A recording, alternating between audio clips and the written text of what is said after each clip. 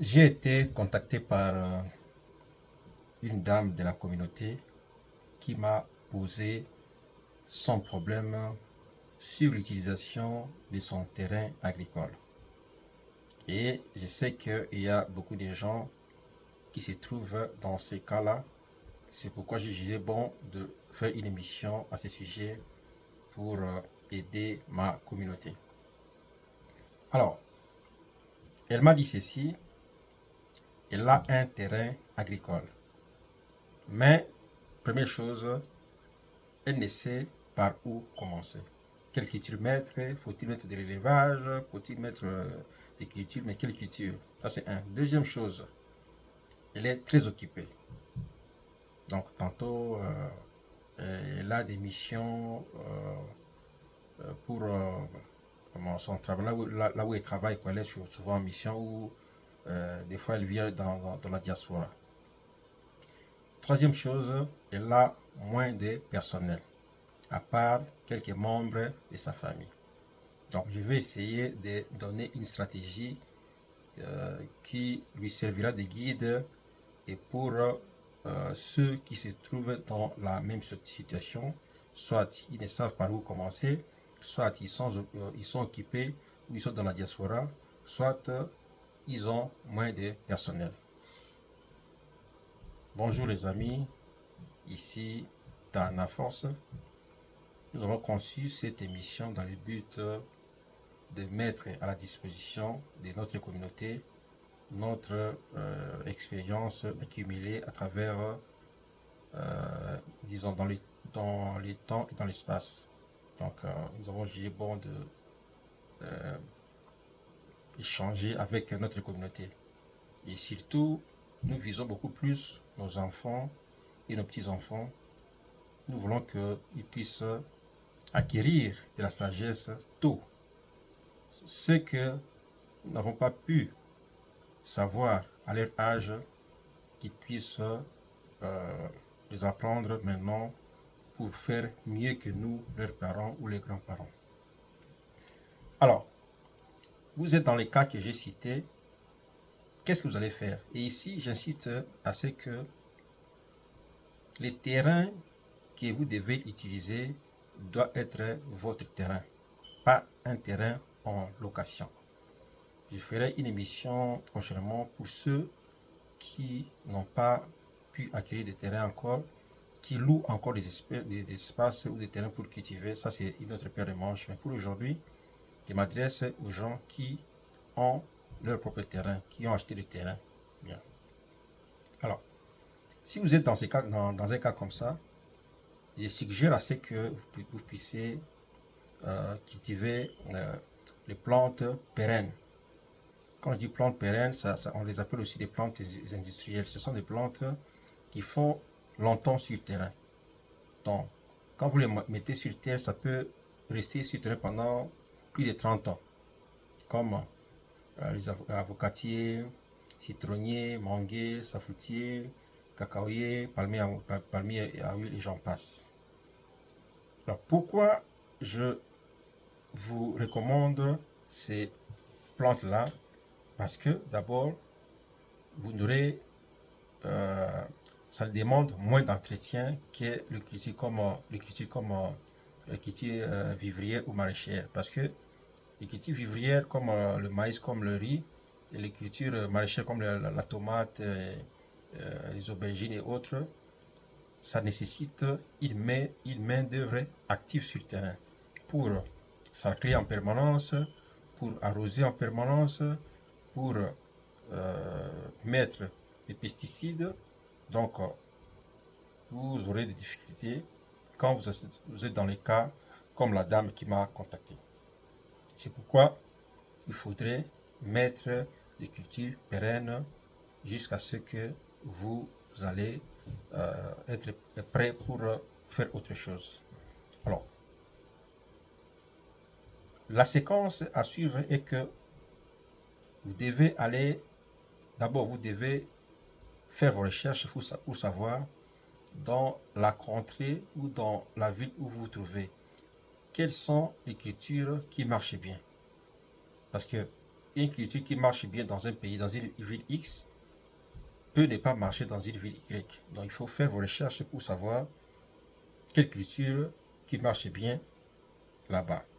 Et puis deuxième chose, vous devez savoir si vous pouvez avoir les plantules dans votre ville ou votre contrée.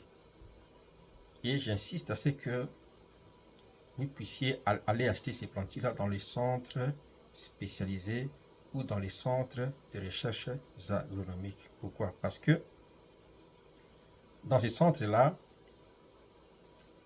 ils vous diront c'est quelle variété, quelles sont, quelle est l'estimation des rendements ou les tonnages à l'hectare, quelles sont les préférences de la plante en engrais et quand ça va commencer à produire. Ils vous diront tout ça, vous avez déjà une idée et vous pouvez, avec votre agronome, si vous en avez un, déjà faire le calcul des profits parce qu'on fait les business pour avoir les profits. Donc vous pouvez faire l'estimation de vos profits déjà en avance. Alors, donc c'est ça, il faut aller acheter ou commander des plantules dans une autre ville si vous savez s'il y a des centres ou des gens qui vendent. Donc faites vos recherches pour ça. Ça c'est un. Alors, j'insiste à ce que vous puissiez acheter des plantules greffées. Bon, le greffage, c'est une technique en agronomie qui consiste à avoir une plantule. J'explique ça simplement. Ce sont des gens qui prennent par exemple une bouture ou une tige d'une plantule qui font germer et à un stade donné, à un âge bien déterminé, 2-3 mois. Alors maintenant, ils vont chercher une autre plante qu'ils ont vue. Par exemple, si je suis allé dans une ville, ou dans une ferme, j'ai acheté des avocats que j'ai mangés et que j'ai trouvé que c'était bon du point de vue organoleptique ou le goût, la grosseur et la qualité ou comment la quantité en huile, ça dépend de ce que je recherche. Je vais aller là-bas sur les plantes qui ont produit ces fruits-là pour couper quelques séquences ou quelques branches pour aller maintenant le greffer ou le mettre sur les plantes que j'avais prégermées pour régénérer les qualités que j'avais aimées dans ma ferme. Donc c'est ça les techniques de greffage. Donc ce sont les plantes, vous devez acheter les plantes déjà greffées. Pourquoi les plantes greffées? Parce que les plantes greffées aussi, ça pousse ou ça commence à produire tôt par rapport aux plantes non greffées. Une plante non greffée peut commencer à vous produire après peut-être 8 ans. Tandis qu'une plante greffée peut le faire en 3 ans. Et nous sommes en business, nous voulons commencer à avoir des gains ou à produire tôt.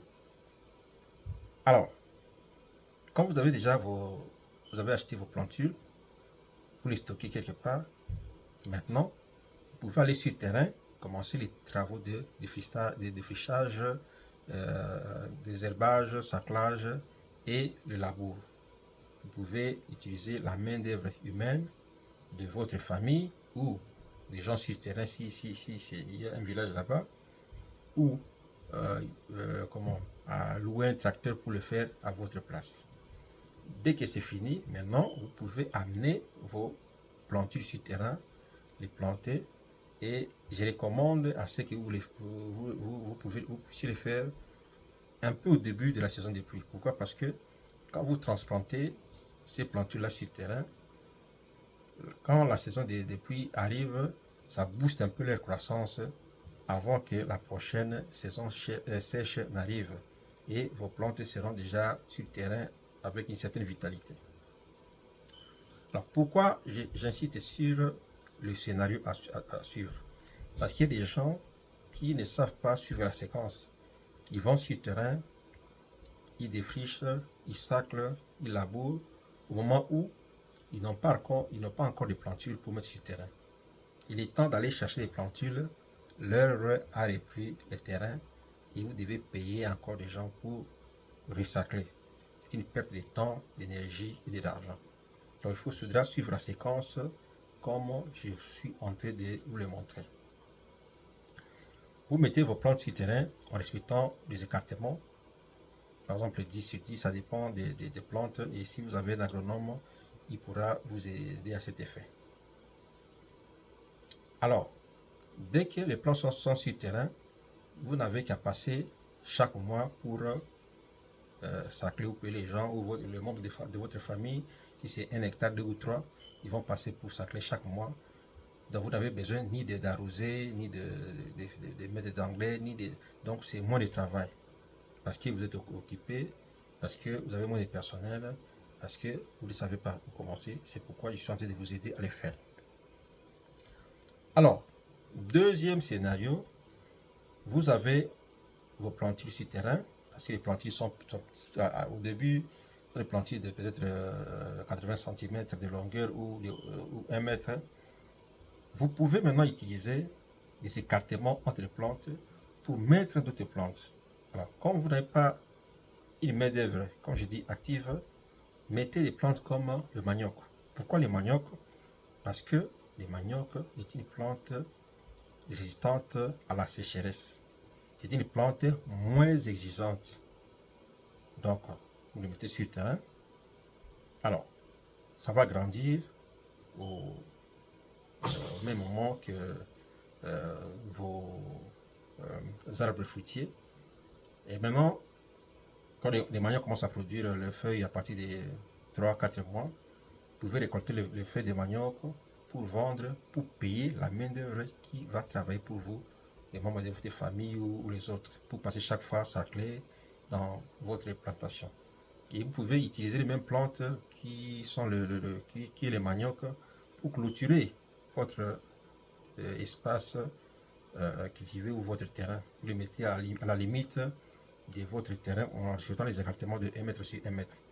Mais si ce sont des variétés comme le manioc qu'on appelle le caoutchouc, vous pouvez les mettre à 1,50 m ou 2 mètres. Ça va bien clôturer votre terrain agricole et vous allez utiliser les feuilles là pour vendre chaque fois, pour générer des recettes, pour payer la main d'œuvre en attendant que vos arbres fruitiers ne commencent à produire après 3 ou 4 ans.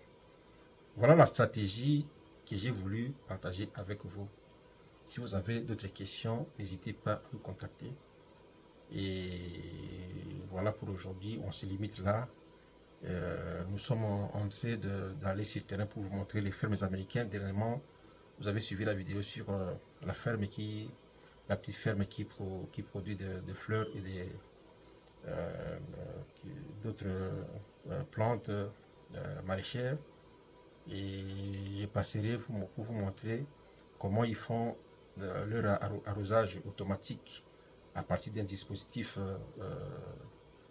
qui soit utilise l'eau de la nappe phréatique ou c'est un système de forage ou c'est connecté à l'eau de la compagnie publique qui sert l'eau pour arroser les plantes dans une petite ferme. Et vous allez voir que je vous ai montré même l'autre fois, c'est un dispositif de longue envergure, même de 100 mètres, 100 mètres ou 120 mètres. Je vais vous montrer comment ils le font, parce que nous devons copier ce qui est bon pour le ramener chez nous, surtout en Afrique francophone, qui souffre toujours, ou qui souffre un peu de quelques inactivités par rapport aux anglophones. Et je suis sûr que nous allons y arriver. On se limite là, ici Tanaforce. Peace.